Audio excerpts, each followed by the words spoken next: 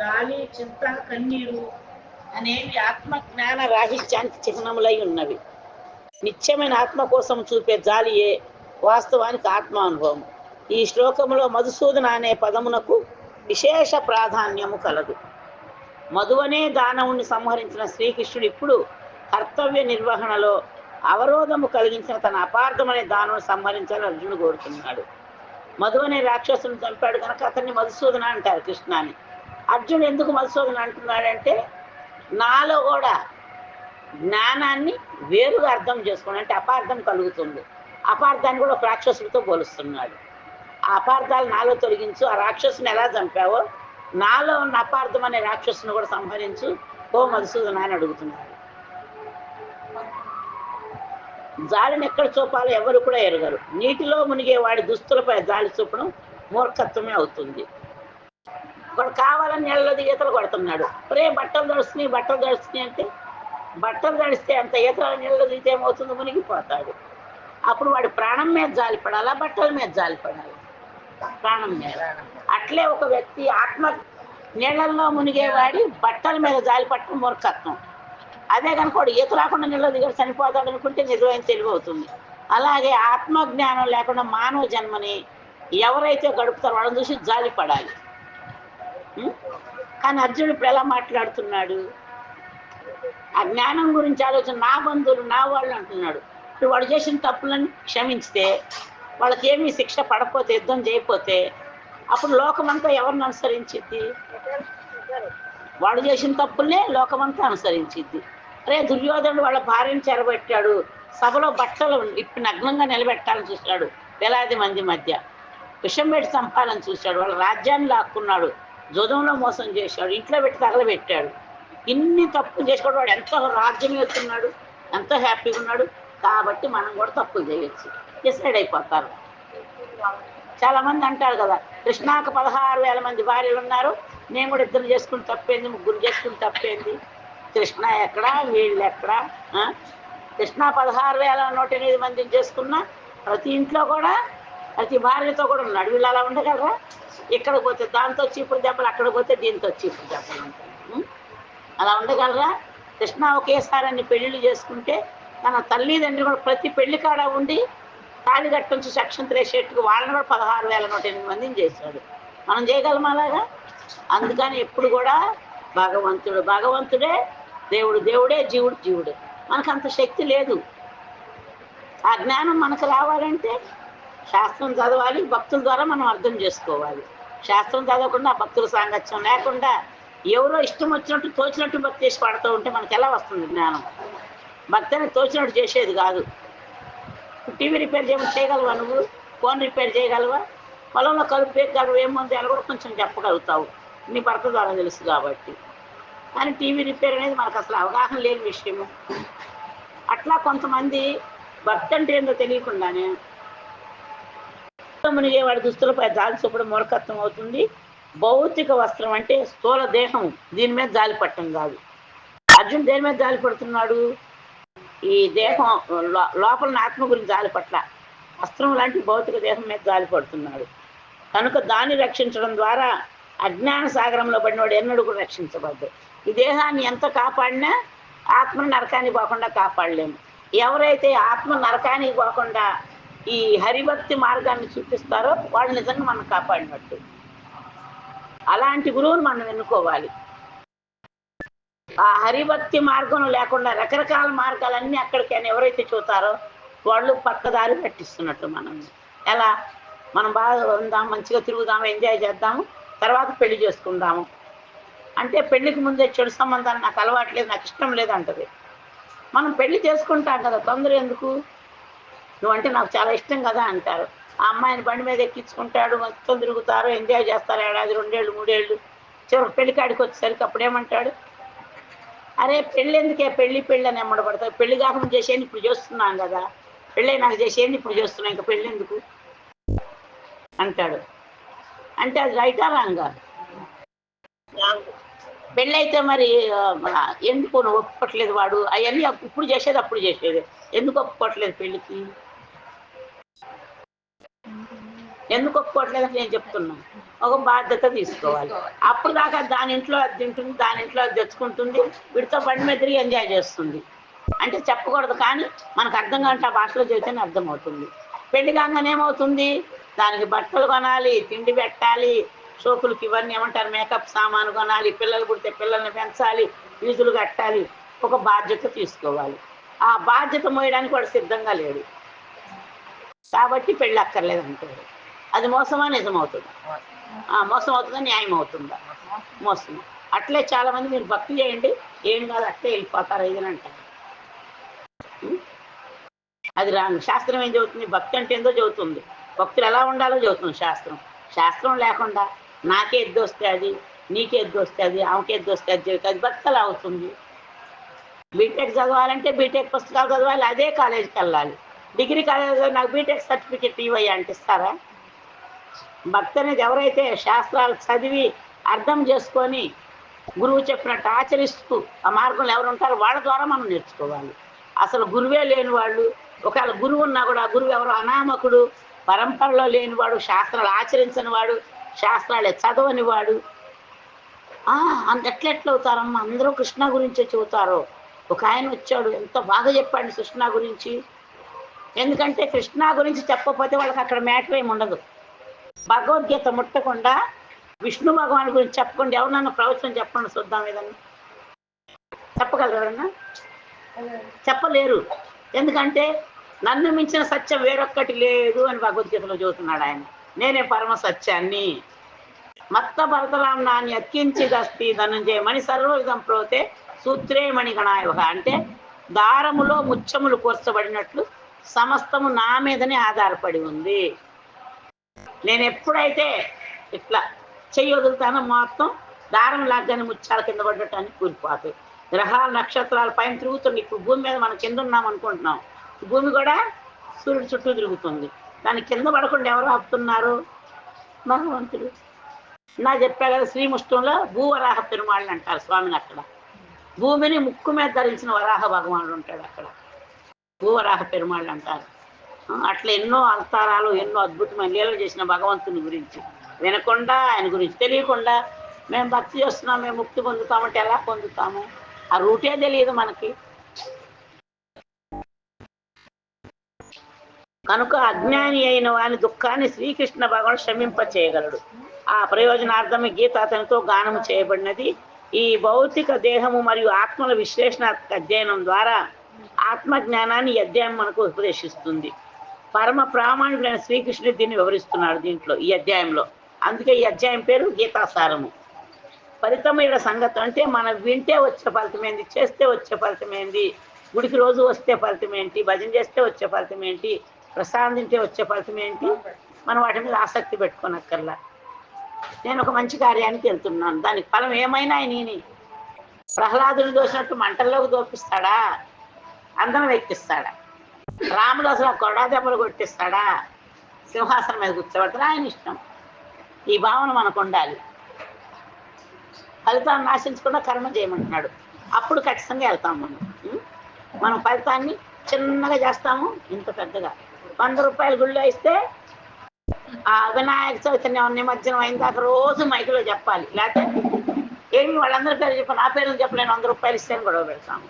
మనకు చేసే చిన్నది పేరు ప్రతిష్ట చాలా పెద్దగా కావాలి. కానీ అసలు రహస్యం అందరికీ తెలియదు. ఎప్పుడైతే మనం డబ్బులు ఇచ్చి పేరు పొందాలనుకుంటామో ఏమవుతుంది, అది ఎక్కడ చెల్లుకు చెల్లు అయిపోయింది, అక్కడ లెక్కలో పడదు, ఇక అకౌంట్లో పడదు. కనుక ఎప్పుడు కూడా మన పేరు ఒక చేతితో చేసే దానం ఇంకో చేతికి తెలియకూడదు అంటారు. అట్లా చేసినప్పుడే నిజమైన ఫలితాన్ని మనం పొందగలము. కనుక పరమ ప్రామాణికుడైన శ్రీకృష్ణ భగవానుడు దీన్ని వివరించారు. ఫలితం ఎడ సంగత్వం లేకుండా కర్మ చేస్తూ ఆత్మతత్వం స్థిరముగా నిలిచి ఉన్న వారికి ఈ అనుభవం సాధ్యమవుతుంది. ఈ జ్ఞానాన్ని ఎవరు పొందాలి? నేను చెప్పాక మృదువైన హృదయము, తర్వాత దయ, మూడోది భక్తి సేవ. అయి ఉన్నాళ్ళకి అర్థం తీయాలి, ఇంకో లక్షణాలు చెబుతున్నారు. ఆత్మతత్వము స్థిరముగా నిలిచి ఉన్నవానికి అనుభవం సాధ్యమవుతుంది. అంటే ఫలితాలు సంగత్వం లేకుండా నేను ఇక్కడికి వచ్చి చేస్తున్నాను, నేను ఉన్న ఫలితాన్ని ఆశిస్తున్నాను, మీరంతా భక్తి నేర్చుకోవాలని కోరుకుంటున్నా, నేను వచ్చి బోధిస్తున్నా, మీరు వింటారా, బాగుపడతారా, ఇని ఈ చెవితో నీ చెవితో వదిలేస్తారా, నాకు సంబంధం లేదు. నా డ్యూటీ నేను చేస్తున్నా. అప్పుడు మీ డ్యూటీ ఏంది? మీ డ్యూటీ విని మనం కూడా మారాలి, తెలుసుకోవాలి. అంతో ఎంతో జ్ఞానం వస్తే కదా మన జన్మ సార్థమైంది అనుకుంటే మీరు కూడా భగవంతుని అనుగ్రహం పొందుతారు. ఏదో టైంపాస్కి పోయాం విన్నాం అనుకుంటే ఎన్నాళ్ళుంటే అట్లే ఉంటాము. కనుక ఎవరికి వచ్చి అంటున్నారో, ఎవరైతే సంగత్వం చేసే పని మీద సంగత్వం, ఇది నేను చేస్తున్నా, ఇది నేను చెప్పాను నా మైక్లో చెప్పించుకుంటామని, అట్లా ఇది నేను చేశాను, నేనే దాన్ని చేశాను ఎప్పుడైతే అనుకుంటామో దాన్ని భగవంతుడు నచ్చడు. చేయించేవాడు భగవంతుడు. చెబుతున్నారు నిమిత్త మాత్రం భవ సవ్య సాచిని, ఓ నిమిత్త మాత్రుడు, చేయించేదంతా నేనే అని చెబుతున్నాడు. అలా ఎవరైతే సంగత్వం లేకుండా వాళ్ళ పనులు వాళ్ళు చేసుకుంటూ ఉంటారో వాళ్ళు ఈ జ్ఞానాన్ని పొందడానికి అర్హులు అవుతారు. ఇంకో లక్షణం. తర్వాత శ్రీకృష్ణుడు అన్నా పూర్ణ పురుషోత్తముడు భగవంతుడన్నా ఒక్కటే. కనుకనే శ్రీకృష్ణుడు భగవద్గీత అంతటా కూడా భగవానుడిగా సంబోధించబడినాడు. పరతత్వం నందు చివరి అంశము భగవానుడే. పరతత్వం అనేది బ్రహ్మము, సర్వత్రా వ్యాపించి ఉండే నిరాకార తత్వము. పరమాత్మ సమస్త జీవరాశి నిలిచి ఉండే పరమ పురుషుడు రూపము. భగవానుడు అంటే దేవదేవుడని శ్రీకృష్ణుడు. మూడు రకాలుగా భగవంతుడు ప్రకటమవుతాడు. ఒకటి బ్రహ్మం అంటే ఆత్మగా, రెండు పరమాత్మ. ఇద్దరు ఎక్కడుంటారు? ఆత్మ ఎక్కడుంటుంది, పరమాత్మ ఎక్కడుంటారు?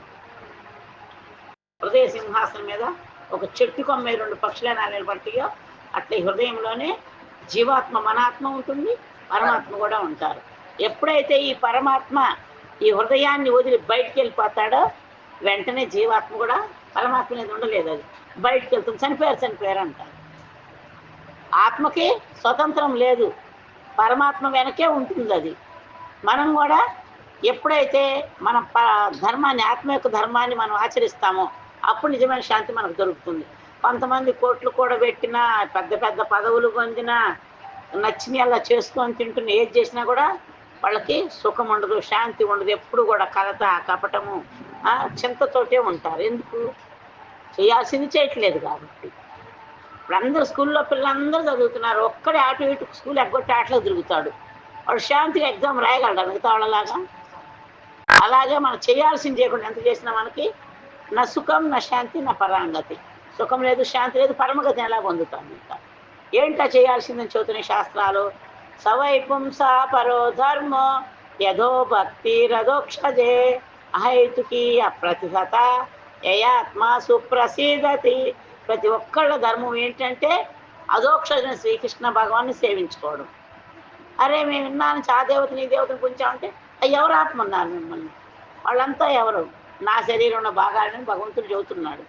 ఎక్కడి నుంచి వచ్చారు వాళ్ళంతా? బ్రహ్మ యొక్క సంతానం. అదితి కశ్యపుల ద్వారా వచ్చారు దేవతలు. ఆ కశ్యపుడు ఎవరు? అదితి ఎవరు?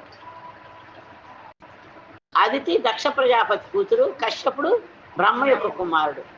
అంటే బ్రహ్మ ఎక్కడి నుంచి వచ్చాడు? విష్ణువు యొక్క నాభి నుంచి. అట్లా ఎటు తిరిగి ఎటు వచ్చినా కూడా మూలము విష్ణువేనని తెలుస్తుంది. అందుకనే మిగతా వాళ్ళంతా కూడా మూలం భగవంతుడు అయితే వీళ్ళంతా చెట్టు కొమ్మల్లాగా, ఆకుల్లాగా, పువ్వుల్లాగా అన్నారు. ఎప్పుడైతే మొదలకు నీళ్ళు పోస్తామో చెట్టు మొత్తం పచ్చగా ఉంటుంది, కొమ్మలకు నీళ్ళు ఉన్నారు. పరతత్వం అనేది మూడు రకాలుగా అర్థం అనుభూతం అవుతుంది. ఆత్మ, పరమాత్మ, భగవానుడు. కనుక ఈ మూడు అంశాన్ని సూర్యుడు మనతో చక్కగా వివరించవచ్చు. మనం సూర్యుని పోస్తే సూర్యమండలం అక్కడ ఆయన నోకుండా ఉంటాడు, అక్కడి నుంచి ఇక్కడికి వెలుగు వస్తుంది. చూడడానికి చంద్రబింబం మంచి రౌండ్గా ఒక ప్లేట్ అంత కనపడుతుంది. సూర్యుడు, సూర్యమండలము, సూర్యకాంతి. అట్లే ఆత్మ, పరమాత్మ, భగవానుడు దీంతో పోలుస్తున్నారు ఇక్కడ. భగవానుడు అనే సంస్కృత పదము గొప్ప ప్రామాణికుడైన పరాశరమునితో, అంటే ఎవరు? ఆయన వ్యాసదేవుడి యొక్క తండ్రి, చక్కగా వివరించబడింది. భగవంతుడు అనే పదానికి అర్థం ఏంటంటే సంపద, అంటే చాలా ఆస్తి. 2 శక్తి, చాలా బలం. 3 కీర్తి. 4 అందం. 5 జ్ఞానం. 6 వైరాగ్యం. ఈ 6 ఎవరికి పూర్తిగా కలుగుంటే వాళ్ళే భగవానుడిని తీర్చుకోవడానికి అర్హత. కానీ దౌర్భాగ్యం వల్ల ఏమంటున్నారు ఇవాళ రేపు జనాలు? ముసలి వాళ్ళు అయిపోయి కూర్చొని లేవలేక బుర్ర మిడుతూ భగవంతుడు నారాయణ మంత్రాన్ని సాధన చేసే ఒక భక్తుడిని, ఎవరో వెంకటేశ్వర స్వామి, ఒక భక్తుడు ఆయన భగవాన్ వెంకటేశ్వర స్వామిని దేవుణ్ణి చేసేసారు.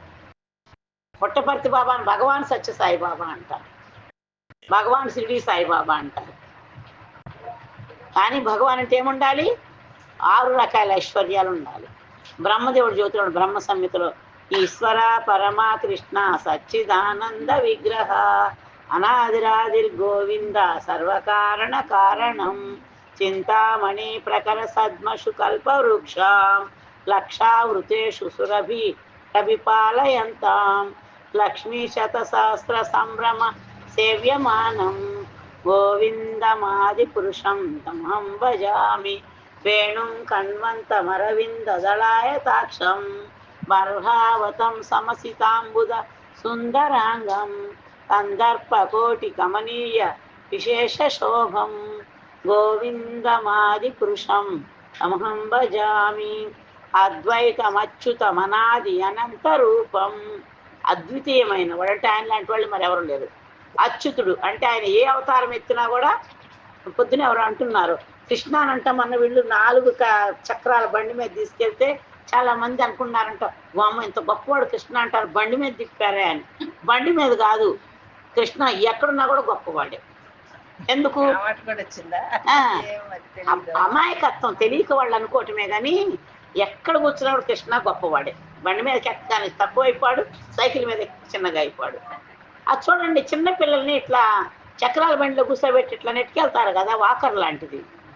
దాంట్లో లడ్డు గోపాలను పెట్టుకొని వాళ్ళు వాకింగ్ కూడా తీసుకుపోతారు. మేమందరం బయటకు వస్తే కృష్ణ ఇంట్లో ఎందుకు ఉండాలని. అట్లా నుంచి కిందకున్నాడు, చిన్నగా అయిపోతాడు కృష్ణ. భగవంతుడి పట్ల ప్రేమతోటి ఏది చేసినా కూడా యాక్సెప్ట్ భగవంతుడు. లేదంటే అర్జునుడు రథం మీద ఇంత ఎత్తులో కూర్చున్నాడు, ఆయన కాళ్ళు ఇట్లా పెట్టుకున్నాడు. కృష్ణ రథం నడపాలంటే పైన ఉండాలా కింద ఉండాలా? కాళ్ళ కాడ కూర్చున్నాడు, తక్కువ అయిపోతాడా? ఆయన ఎప్పుడూ భగవానుడే, ఆయనకి తిన్నడో దిగజారదు. అందుకే ఆయనకున్న నామం ఏంటి? అచ్యుత అంటే చ్యుతి లేనివాడు, ఎన్నడూ దిగజారని వాడు. అట్లా అమాయకులు అలా అనుకుంటారు. మనం ఏం బాధపడాల్సిన పల్లె, పాపం తెలియదు కదా వాళ్ళకి. అయ్యో కృష్ణుడు గొప్పగా రథం మీద ఊరేగించిపోయాను. వీళ్ళ శక్తిగా చేయటమే మా ఎక్కువ. నేను లేకుండా ఆ మాత్రం కృష్ణాష్టమి చేశారంటే నాకు చాలా హ్యాపీ. దానివల్ల ఎప్పుడైతే ఎస్య ప్రసాదో భగవత్ ప్రసాద, ఎస్య ప్రసాద అన్న గతి కుతోపి. గురువు ఎప్పుడైతే మన భక్తికి సంతోషిస్తారో భగవంతుడు సంతోషిస్తాడు. మన గురువు సంతృప్తి లేదు, భగవంతుడు సంతృప్తి లేదు. మన సంతృప్తి కోసం మన భక్తి చేస్తే నా సుఖం, నా శాంతి, నా పరాంగతి. అందుకని మన ఆనందం కోసం ఎప్పుడు చూడకూడదు, గురువు సంతృప్తి కోసం చూడాలి. ఎప్పుడైతే గురువు హ్యాపీగా అవుతారో, నాకు చాలా ఆనందం వేసింది. చెప్తే వాళ్ళు అక్కడ పిల్లలందరూ అంటున్నారు, మంచిగా మాకు కూడా ఫోటోలు పంపించమును అని. వేరే ఫోన్కి పంపారు, నేను చూపించలేదు. ఇందాక ఫోన్ చేస్తే ఎలా ఉన్నారయ్యా అంటే, మీరు లేకపోతే మేము ఎలా ఉంటాము అలాగే ఉన్నాము మా తల్లి అంటున్నారు. అదంతా మీ ప్రేమ. ఎందుకంటే నా దగ్గర ఏముంది ఆకర్షణ? కృష్ణ. కృష్ణ అంటే సర్వాకర్షకుడు. ఎవరైతే కృష్ణ గురించి చెప్తారో వాళ్ళందరూ ఇష్టపడతారు. అదే నేను పొద్దుగోగులు పొగుడుకుంటా, మా పుట్టింటి గురించి, అత్తింటి గురించి, నా పిల్లల గురించి పొగుడుతుంటే ఒక్కళ్ళు కూడా రారు నా దగ్గరికి. నేను ఎప్పుడు కూడా కృష్ణాను పొగుడుతూ ఉంటా కాబట్టి నన్నంటే అందరూ ఇష్టపడతారు. వేరే విషయాలు మాట్లాడితే ఎవరు కూడా ఇష్టపడరు. ఆ విధంగా ఇక్కడ పరాశ్రమని అంటున్నారు ఏమని, ఇందా చెప్తున్నా శ్లోకం, అద్వితీయ అద్వైత మచ్యుత అనాది అనంత రూపం అంటే అద్వితీయమైన వాడు. అలాంటి వాళ్ళు ఎవరూ లేరు. తర్వాత అచ్యుత, ఆయన ఏ అవతారం ఎత్తినా ఎంత కిందకున్నా కూడా చ్యుతి లేనివాడు, దిగజారడు. తర్వాత అనాది కాలముగా ఉన్నవాడు, అనంత రూపాలు కలిగిన వాడు.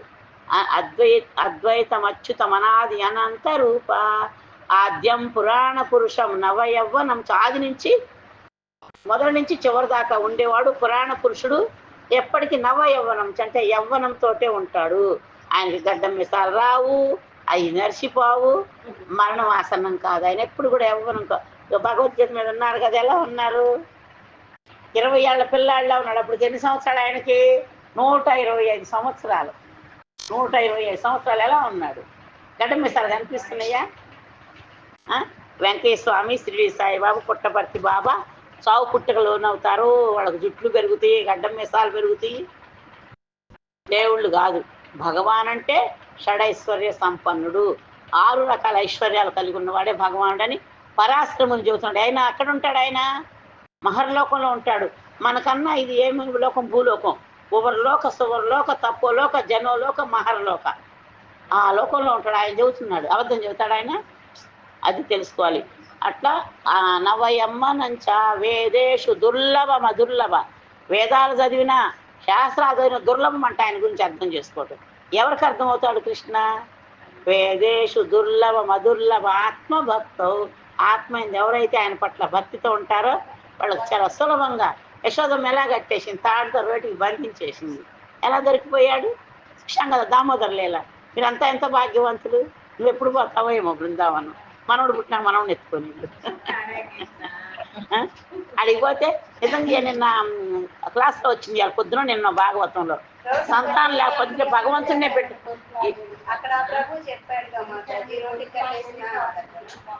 ఇగో కాదు, పిల్లల్ని మనం కంటాము చిన్నప్పుడు ఆటలు పాటలు, పెద్ద అయినాక మన వదిలేసి ఫ్రెండ్స్తో పోతారు, ఇంకా పెద్ద అయితే పెళ్ళంతో పోతారు, తర్వాత మన ముఖం కూడా చూడరు. ఒకవేళ ఆయుష్ ముడితే మధ్యలో పోతారు. అలాంటి బిడ్డలు మేము మమకారం పెంచుకుంటే ఏదో ఒక రోజు ఏడవాల్సి వస్తుంది. కానీ కృష్ణ మీద పెంచుకుంటే ఎప్పుడు ఆనందమే ఆనందం, ఎప్పుడు ఏడ్చేవాడు. ఎందుకో కృష్ణ మన ఎప్పుడు వదలడు కదా. ఈ జన్మలో ఉంటాడు, మళ్ళీ జన్మెత్తే మళ్ళీ జన్మలో కూడా మనతో ఉంటాడు. అట్లే యశోదమ్మ నేను చూడలేదు నాయన, నీ పెళ్ళి నా చేతులతో చేయాలంటే ఒకడు మాతగా వచ్చి శ్రీనివాసుడిగా వచ్చి ఆ చేతితో చేయించుకున్నాడా లేదా? ఎన్ని యుగాలైనా కూడా ఆయన ఉంటాడు. అట్లే భక్తులు కూడా అలాగే శాశ్వతం. అట్లా దేవుడు మేము ప్రేమ పెంచుకోవాలి. ఒక లడ్డు గోపాలను తెచ్చుకో, రోజు డ్రెస్ అయ్యి స్నానం చేయించు, అభిషేకాలు చేయి, పాలు పోసి గుడికి కూడా రాబుద్ది కదా. అయ్యో నాకన్నా ఏం చేస్తున్నాడో, నాకు వాళ్ళు ఏం కారణం చేసి పెట్టిందో, మంచిగా ఉండాలి పెట్టాలి. నిన్నెప్పటికీ వదలడు ఆయన. ఆ పుట్టే మనోడు పుట్టిన దాకా ఆరాటపడతావు, తర్వాత రాను కూడా రాడు పిలిస్తే. వాళ్ళ మీద ఎందుకు ప్రేమ పెంచుకునేది మనం? అది మన మనసు మళ్ళించుకోవాలట భగవంతుని వైపు మనం. జై శ్రీ శ్రీ రాధా మదన్ మోహన్ గౌరనితాయి జగన్నాథ సుభద్రావళదేవి. అట్లే పెళ్ళైన కొత్తలో భార్య మీద ఆకర్షణ ఉంటుంది. కొన్నాళ్ళు అయితే మోజు తిరిగిపోతే ముఖం మొత్తినట్టు అవుతుంది. ఏ ముసలాళ్ళు అయినాక భార్యను ఎవరన్నా పొగుడుతారు, అందంగా ఉన్నాను చాలా మంచిదాను అని. ఇక ఒకటే తిట్టుకుంటారు. మా అమ్మ మా తాత ఎట్లే తిట్టుకునేవాళ్ళు ముసలాళ్ళు. నాకు చాలా మంది ఇళ్ళలో చూస్తాము, వీళ్ళు తిడతారు వాడు తిడతారు, ఇద్దరు కొట్లాడుకుంటే పిల్లలు నవ్వుకుంటారు కూర్చొని. ఎట్లా ఉంటుంది? ఆ ప్రేమ కొత్తలో ఉన్న ప్రేమ తర్వాత ఉంటుంది. అవన్నీ తెగిపోయే సంబంధాలు. కృష్ణ మీద ప్రేమ మనం ఎంత పెంచుకుంటే అంత ఆనందంలో అప్పటి నుంచి వస్తాయి. అందుకే నేను ఎంత తిరుగుతున్నా ఒంటరిగా ఉన్నా నాకు ఎప్పుడు బాగాలేదు, హ్యాపీ. ఎందుకు? ఎప్పుడు చుట్టూ 10 మంది భక్తులు భగవద్గీతలో కృష్ణ చెప్తున్నారు. తీసుకొని వెళ్ళేటప్పుడు మా అబ్బాయి బాగా సంకన పెట్టుకొని ఎత్తుకెళ్ళాడు. మళ్ళీ ఇంటికి రా, అసలు నా 3 రోజులు అయితే ఏం ఏడుపు వచ్చిందో. అందుకనే ఇల్లంతా పోసిపోయింది. ఇక్కడ పెట్టుకుంటే ఎక్కడికి పోడు, ఎప్పుడు ఏడే ఉంటాడు. అందుకనే మనం భగవంతుడి పట్ల చదువుతున్నారు. మచ్చిత్త మద్గత ప్రాణ బోధయంత పరస్పరం కథయంతి మాం నిత్యం తుష్యంతి చారమంతి చ. ఎప్పుడంటే తన భక్తులు తనకు భగవంతుడి గురించి మాట్లాడుకుంటూ ఆ మాటల్లోనే ఆ చర్చలోనే ఆనందాన్ని పొందుతూ దాంట్లో రమిస్తారంట. అట్లా కృష్ణ కథ అనేది మనకు టైం కూడా తెలియదు. 9, 10 చెప్పిన కూర్చుంటారు. అప్పుడు అమ్మో ఇంత టైం అయిపోయింది ఇక్కడ ఉండే ఇచ్చి పట్లు అంటారు. అప్పుడు ఆ ఇల్లు కూడా గుర్తురాదు. అది భగవంతుడి నామంలో ఉండే గొప్పతనం. ఈ విధంగా 6 రకాల ఐశ్వర్యాలు ఏంటంటే రేపు కనుక 6 కలిగి ఉన్నవాడే భగవానుడు అని పిలువబడతాడు. ధనవంతులు, శక్తివంతులు, అందమైన వారు, కీర్తివంతులు, జ్ఞానవంతులు, వైరాగ్యవంతులు, వీరంతా తామే సర్వసంపదల శక్తిని కలిగి ఉన్నామని ఎవరు కూడా చెప్పుకోలేరు. పూర్ణ పురుషోత్తముడకు భగవానుడైనందున శ్రీకృష్ణుడు మాత్రమే ఆ విధముగా పలకడానికి అర్హుడై ఉన్నాడు. ఏ జీవుడు కూడా శ్రీకృష్ణుడు కలిగి ఉన్నంతగా సంపూర్ణ ఐశ్వర్యాన్ని కలిగి ఉండలేదు. బ్రహ్మ, శివుడు, నారాయణుడు కూడా కృష్ణుడితో సమంగా విభూతులు కలిగి లేరు. కనుకనే బ్రహ్మ సంహిత యందు బ్రహ్మదేవుడు శ్రీకృష్ణుడినే దేవాదేవుడుగా నిర్ధారించాడు. అతనికి సములు కానీ అధికులు కానీ లేరు. అతనే ఆదిదేవుడు, సర్వకారణములకు కారణముగా గోవిందునిగా తెలియబడు భగవానుడు. కనుక భగవంతుని లక్షణాలు పలువురు కలిగి ఉండవచ్చు, కానీ తనను సత్యించేవారు వేరే లేనందున శ్రీకృష్ణ భగవానుడే పరమ పురుషుడై ఉన్నాడు. అతను సచ్చిదానంద విగ్రహుడు. ఆదిదేవుడైన గోవిందుడే సర్వ కారణాలకు కారణమై ఉన్నాడని బ్రహ్మ సంహిత 5:11 యందు చెప్పబడింది. శ్రీమద్ భాగవతమందు పరమ పురుషుడు ధరించిన అవతారాలు జాబితా కూడా ఇవ్వబడింది. కానీ శ్రీకృష్ణుడు మాత్రం ఆదియగు భగవానుడిగా వర్ణించబడినాడు. అతని నుండి అనేక అవతారాలు, రూపాలు విస్తరించును. ఏతేచాం సకల పుంస కృష్ణస్తు భగవాన్ స్వయం ఇంద్రాది వ్యాకులం లోకం మృఢయంతి యుగే యుగే. ఇక్కడ చెప్పిన తెలుపబడిన ఆదిదేవుని అవతారాలన్నీ అతని అంశావతారాలు లేదా కళావతారాలై ఉన్నవి. కానీ శ్రీకృష్ణుడు మాత్రం స్వయం భగవానుడై ఉన్నాడు. కనుకనే శ్రీకృష్ణుడు ఆది అయిన పూర్ణ పురుషోత్తముడు మరియు పరతత్వము నిరాకార బ్రహ్మానికి మూలం కూడా అయి ఉన్నాడు. కనుక దేవదేవుడి సన్నిధి యందు బంధువుల కోసం అర్జునుడు లాగా దుఃఖించడం ఖచ్చితంగా అనుచితం. అందుకని ఎప్పుడు కూడా కృష్ణ భక్తులు బంధువుల కోసం కూడా ఏడవరు. ఎందుకు ఏడవాలి? అన్నీ నిర్ణయించి. ఎందుకంటే మనం ఏమన్నా ఏడ్చి వాళ్ళ మరణాన్ని ఆపగలమా? మళ్ళీ పుట్టకుండా ఆపగలమా? మన ఏడుపు వల్ల వచ్చే ఫలితం ఏంటి? మరి ఏం చేయాలి చనిపోతే ఏడవకుండా అంటే వాళ్ళ కోసం జపం చేయడం వల్ల వాళ్ళకు ఉన్నత లోకాల ప్రాప్తి దొరుకుతుంది. కనుక అది ఖచ్చితంగా అనుచితమై ఉన్నది. కనుక అట్టి కల్మషము. అందుకనే కృష్ణ ఇక్కడ ఆశ్చర్యంగా అంటున్నాడు, కుతస్వ కష్మల మీద ఉపస్థే సముపస్థితం. అంటే నీకు ఈ కల్మషం ఎక్కడి నుంచి వచ్చింది? అయ్యా ఎన్నాళ్ళ నుంచి లేనిది ఇప్పుడేమో నా వాళ్ళు అంటున్నావు. ఎంతవరకు నీ వాళ్ళు? ఎన్ని జన్మల నుంచి నీ వాళ్ళు అని భగవంతుడు ప్రశ్నిస్తున్నాడు. అందుకనే శ్రీకృష్ణ భగవానుడు ఇక్కడ ఆశ్చర్యాన్ని వ్యక్తం చేస్తున్నాడు. అట్టి కల్మషము ఆర్యులుగా తెలియబడే నాగరిక మనుషులకు ఎన్నడూ కూడా ఊహించరానట్టిది. ఆర్యులు అంటే ఎవరు? ఆత్మజ్ఞానం పొందిన వారికి అది అర్హం కానట్టిది. ఎవరు అజ్ఞానంలో ఉన్నాళ్ళు నా వాళ్ళు నడిస్తే పర్వాలా. జ్ఞానం ఉన్న వాళ్ళు, భక్తులైన వాళ్ళు అలా ఏడవడం అనుచితముగా ఉంది అని చెబుతున్నారు ఇక్కడ. కనుక భౌతిక లక్షణాలతో ఆకర్షితులవుతారు కొంతమంది. ఆ కారణంగా ముక్తి అంటే ఏమో కూడా వాళ్ళకి తెలియదు. వాళ్ళు ఎప్పుడు కూడా నా వాళ్ళు, నా పిల్లలు, నా బంధువులు, నా ఆస్తి, నా ఊరు, నా ఇల్లు, ఇదంతా నా అనుకుంటారు. ఈ భౌతికమైన చూస్తున్న ఆత్మజ్ఞానం వాళ్ళకు ఉండదు. దానికి ఏం చేయాలి, అసలు ఆత్మలు ఉందని కూడా వాళ్ళు గుర్తించరు. అలాంటి వాడు అలా ఏడ్చినా పర్వాలా, నా వాడు పోతున్నాడని. నువ్వు అలాంటి వాడివి కాదే, నీకెందుకు వచ్చింది ఇదని అంటున్నాడు కృష్ణ. అట్టి పిరికి కార్యాన్ని అర్జునుడు క్షత్రుని అప్పటికి యుద్ధం చేసి నిరాకరించడం ద్వారా తన ధర్మం నుంచి పక్కకు తిరుగుతున్నాడు. అది అనార్యులకు ఉచితమైనదిగా వర్ణించబడింది. జ్ఞానం లేని వారికి అది ఉచితము. కానీ నువ్వు ఆర్యుడు అయిన కూడా ఇలాంటి మాటలు ఎందుకు మాట్లాడుతున్నావు? అట్టి అతిక్రమణ మనిషికి ఆధ్యాత్మిక జీవన పురోగతిని సహాయం కానీ ఈ ప్రపంచంలో కీర్తిని పొందే అవకాశాన్ని కానీ ఇవ్వదు. కనుకనే బంధువులేడు అర్జుడి నామమాత్ర కరుణను శ్రీకృష్ణ భగవానుడు ఒప్పుకోవట్లేదు. ఎందుకు? అది ఉన్నత లోకాలకు పోవడానికి అడ్డుపడుతుంది అజ్ఞానం అనేది. జ్ఞానం లేకుండా ఎవరైనా ఐఐటి ప్రొఫెసర్లు కాగలరా? మరి ఏ జ్ఞానం లేకుండా వైకుంఠ లోకాలకు ఎలా వెళ్తాం? ఈ భూమి మీద చదువుకే జ్ఞానం కావాలి, భగవంతుడి లోకానికి వెళ్తే జ్ఞానం అక్కర్లేదా? అందుకనే ఇక్కడ చెబుతున్నారు, మనిషి యొక్క ఆధ్యాత్మిక జీవన పురోగతికి సహాయం కానీ ఈ ప్రపంచం కీర్తిని పొందే అవకాశాన్ని కానీ ఈ అజ్ఞానం అనేది ఇవ్వదంట మనకి. అందుకని నీకెక్కడి నుంచి వచ్చిందా ఈ అజ్ఞానం అని అడుగుతున్నారు. ఇక్కడ అర్జునుడు పృథాతనుడిగా సంబోధించబడినాడు. పృథ అంటే శ్రీకృష్ణుడు తండ్రి అయిన వసుదేవుడి సోదరి. ఈ కారణంగా అర్జునుడు శ్రీకృష్ణుడితో సంబంధాన్ని కలిగి ఉన్నాడు.